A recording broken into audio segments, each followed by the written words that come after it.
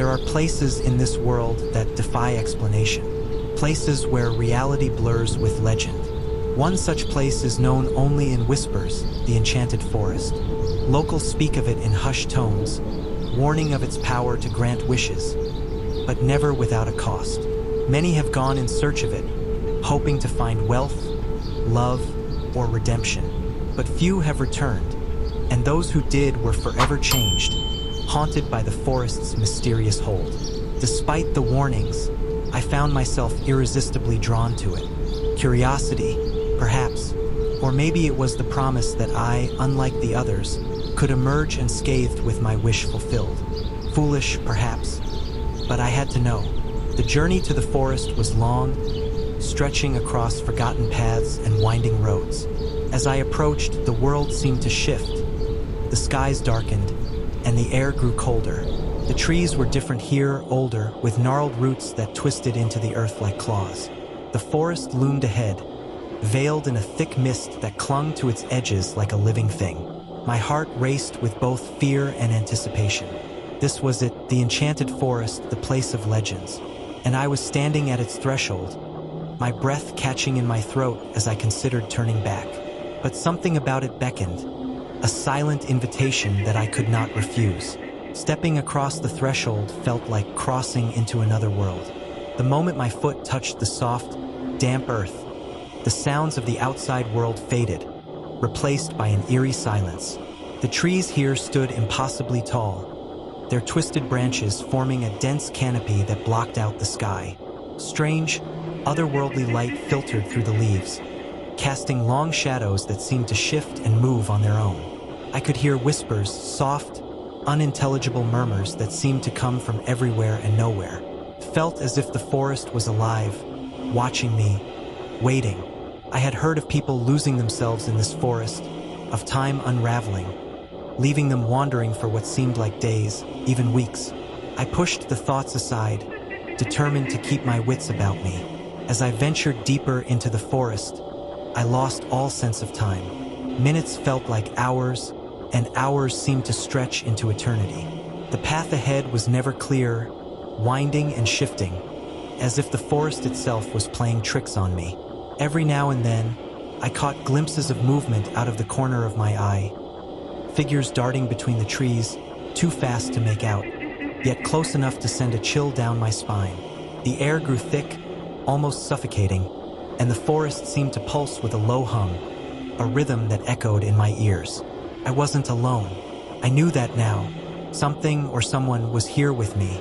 Suddenly, the trees parted, revealing a small clearing bathed in an unnatural light. And there, in the center, stood a figure. It was unlike anything I had ever seen. Glowing, translucent, almost human, but not quite. Its eyes glimmered with a cold, knowing light, and though its lips never moved, I could hear its voice in my mind. "You seek a wish," it said, its voice a whisper carried on the wind. I nodded, unsure of what else to do. The figure's presence was both comforting and terrifying, like a beautiful but deadly trap. "Make your wish," it urged.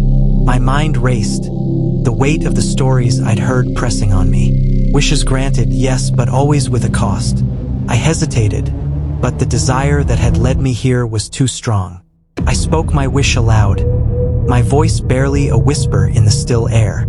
And in that moment, I felt a shift in the forest, as if it had heard my words and was now preparing to claim its price.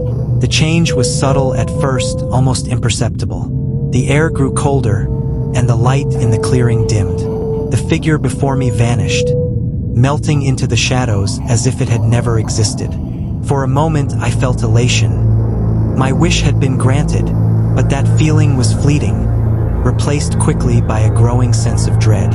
The trees, once merely ancient and foreboding, began to twist and warp, their branches curling inward like skeletal fingers. The ground beneath me seemed to shift, the earth writhing as if it were alive. The whispers that had been distant and soft now grew louder, more insistent, filling my head with a cacophony of voices.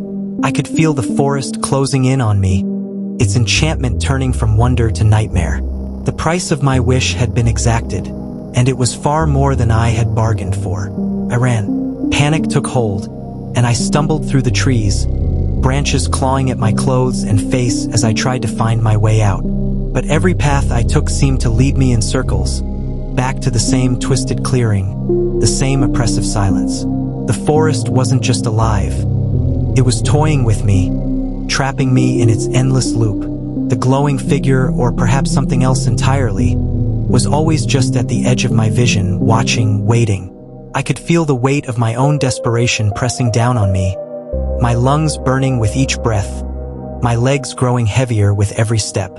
And all the while, the whispers followed me, mocking, taunting, reminding me of the foolishness of my wish. And then, just when I thought all hope was lost, I saw it, the edge of the forest, the faint outline of the world beyond. With what little strength I had left, I sprinted toward it, heart pounding in my chest. I burst through the trees and fell to the ground, gasping for breath. I had made it. I had escaped, or so I thought. As I stood and turned to look back at the forest, I felt an icy chill run down my spine.